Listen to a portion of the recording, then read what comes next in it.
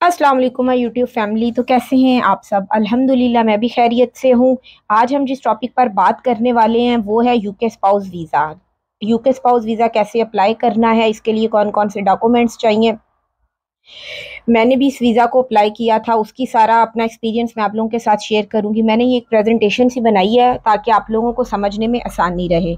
UK spouse visa के लिए सबसे पहले जी हमें एलिजिबिलिटी का पता होना चाहिए, कौन कौन से लोग इसको कर सकते हैं। एप्लीकेशन प्रोसेस का मैं आप लोगों के साथ डिस्कस करूंगी, टाइम स्केल इस पर कितना लगता है, टाइम प्रोसेस, डॉक्यूमेंट्स कौन कौन से चाहिए उनकी पूरी लिस्ट आप लोगों को बताऊंगी, फ़ी कितनी है इसकी, और एंड पे मैं आप लोगों के साथ कुछ टिप्स शेयर करूंगी, अपना एक्सपीरियंस शेयर करूंगी। मेरा वीज़ा जो है वो 15 डेज के अंदर, विद इन 2 वीक्स मेरा वीज़ा अप्रूव्ड होके आ गया था। वो भी मैं आपके साथ अपना एक्सपीरियंस शेयर करूंगी।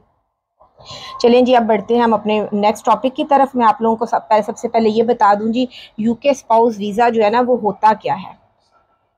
यूके स्पाउस वीज़ा एक ऐसी कैटेगरी है जो ग्रांट होती है उन लोगों के स्पाउसेस को जो यूके में सेटल्ड होते हैं या यहाँ के ब्रिटिश सिटीजनशिप उनके पास होती है, ब्रिटिश सिटीजन होते हैं, या वो वहाँ यहाँ पे रह रहे हैं और यहाँ पे ना काम कर रहे हैं। ये वीज़ा कैटेगरी इनिशली आपको 2 इयर्स 9 मंथ्स, ये मैंने सारी डिटेल लिखी है, आप पढ़ लीजिएगा, ग्रांट होती है। उसके बाद जी आप लोगों को एक्सटेंशन लेनी होती है, फिर इतने ही टाइम की, और फिर उसके बाद जी आपका नेक्स्ट प्रोसेस ILR होता है। उसके बाद आपको ब्रिटिश सिटीजनशिप मिलती है 5 इयर्स के बाद। लेकिन ILR का टाइम को बढ़ा भी रहे हैं, वो 5 इयर्स से 8 इयर्स की तरफ भी जा रहे हैं। उसके बाद ब्रिटिश सिटीजनशिप आप अप्लाई कर सकते हैं। लेकिन मेरे सुनने में यही आया है कि जो पुराने केसेस हैं उन पे 5 इयर्स ही लगेंगे, जो नए केसेस आ रहे हैं ILR के उन पे 8 इयर्स के बाद उनको ब्रिटिश सिटीजनशिप मिलेगी। चलें जी, अब हम चलते हैं अपने नेक्स्ट टॉपिक की तरफ।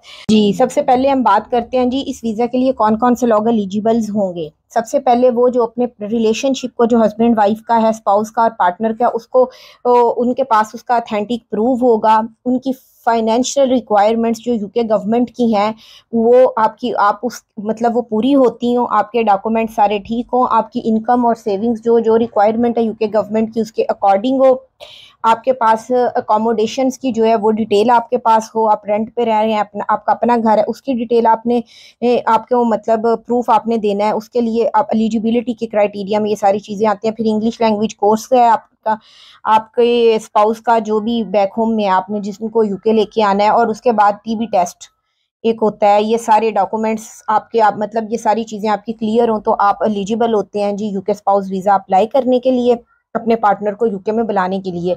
जो भी है, ये यूके में हस्बैंड भी हो सकता है, यूके में वाइफ भी हो सकते हैं जो पाकिस्तान से बुलाना चाह रहे हैं। चलें जी, मैंने इस प्रोसेस के 5 स्टेप किए हैं। सबसे पहले जी आपको ऑनलाइन वेबसाइट के ऊपर ना, जो यूके की अथेंटिक वेबसाइट है, वहाँ से आपको फॉर्म फिल करना होता है और आपने उसको सही तरीके से फिल करना है। सारी इन्फॉर्मेशन जो है ना आप उसके अंदर डालें, वो आपकी एक्यूरेट होनी चाहिए। उसके बाद जी दूसरे स्टेप में जब आप फॉर्म फिल कर लेते हैं ना, तो उसके बाद आपने नेक्स्ट जो है ना वो बायोमेट्रिक की ना अपॉइंटमेंट लेनी होती है।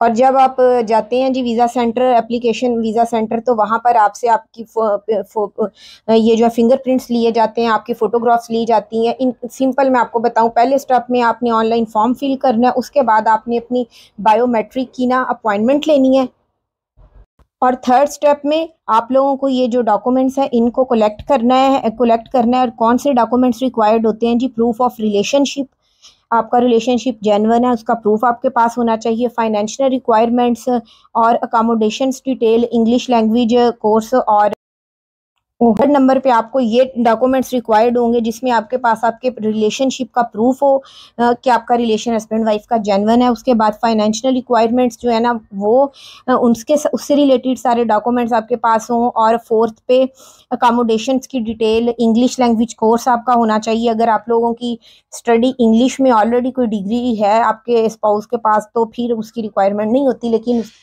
अगर नहीं है उसके अलावा तो फिर आप लोगों को A1 टेस्ट है इंग्लिश का, उसका सर्टिफिकेट होता है वो साथ लगाना होता है, और एक TB टेस्ट का सर्टिफिकेट होता है, और TB टेस्ट का जो रिजल्ट का होता है वो आपने साथ लगाना होता है।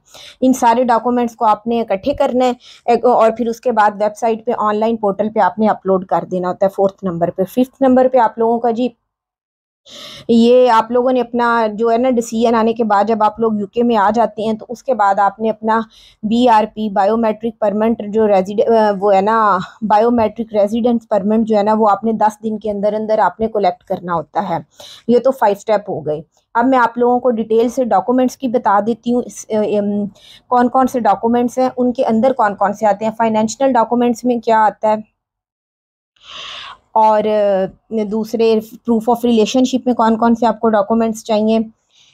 इसके प्रोसेस पे टाइम कितना लगता है वो मैं आप लोगों को सबसे पहले बता दूं जी। नॉर्मली तो कहते हैं जी 8 से 12 हफ्तों में ये इसका डिसीजन आ जाता है। अब ये डिपेंड करता है कि उस वक्त सर्कमस्टेंसेस कौन से चल रहे हैं, कितनी एप्लीकेशन पेंडिंग है, कितना मतलब उनके ऊपर चल रहा है रश वहाँ पे, उसके अकॉर्डिंग आपका आ जाता है। मेरा वीज़ा जो है वो 2 वीक्स में आ गया था। चलें जी, अब आपको सबसे पहले डॉक्यूमेंट्स में चाहिए जी प्रूफ ऑफ रिलेशनशिप डॉक्यूमेंट्स। उसमें आपके पास मैरिज सर्टिफिकेट होना चाहिए, पिक्चर्स होनी चाहिए आपकी शादी की, निकाह की, जो आप लोगों ने टाइम इकट्ठे स्पेंड किया उससे रिलेटेड पिक्चर्स आपके पास हों। और रिलेशनशिप को प्रूव करने के लिए आपके पास जो चैट्स वगैरह हैं, कम्युनिकेशन आप लोगों ने किस तरह किया था, व्हाट्सएप पे किया था, वो सारी चैट्स, जो पिक्चर सेंड की थी, वो काफ़ी सारी पिक्चर्स को आपने हार्ड फॉर्म में निकलवा के वो साथ अटैच करनी होती हैं। और आपका रिलेशनशिप अगर 2-3 साल पुराना है तो हर साल का थोड़ा थोड़ा आपने रिकॉर्ड दिखाना है कि आपका रिलेशनशिप ऑन गोइंग कैसे जा रहा है। ये सारे रिलेशनशिप में डॉक्यूमेंट्स में आते हैं। उसके बाद मैं अब आगे आप लोगों को बताती हूँ जी फाइनेंशियल रिक्वायरमेंट्स क्या है, कितनी फीस है, सारा कुछ। जी ये रिक्वायरमेंट्स है आपकी इनकम की जी 18,600 जो है ना। अगर आप ब्रिटिश सिटीजनशिप हैं और यहाँ पे सेटल्ड हैं या यहाँ पे वर्क कर रहे हैं और अपने पार्टनर को बुलाना है तो आपकी एनुअल जो है ना सालाना इतनी इनकम होनी चाहिए। और उसके बाद अगर आपका कोई एक बच्चा भी है पीछे फैमिली में, वाइफ को बुला रहे हैं तो साथ कोई एक किड्स भी आ रहा है तो फिर 3,800 जो है ना वो और ऐड हो जाएंगे। अगर एक बच्चा है तो वो फिर टोटल 22,400 हो जाएगा। इसी तरह अगर आपने आपका जिस तरह है मतलब बच्चा एक से ज़्यादा है या इस तरह तो फिर आपके ये बढ़ता जाएगा। और उसके बाद आप लोगों की जो पे स्लिप्स चाहिए होंगी 6 मंथ्स की, वो सारी डिटेल मैंने लिखी हुई है, आप लोग उसमें से देख लीजिएगा। अकोमोडेशंस का आपको प्रूफ दिखाना होता है, जहाँ पे आप रह रहे हैं वहाँ का आपका जो एग्रीमेंट हुआ होता है वो दिखाना है। अगर आपकी अपनी प्रॉपर्टी है तो प्रॉपर्टी की ऑनरशिप के डॉक्यूमेंट्स लगाने हैं।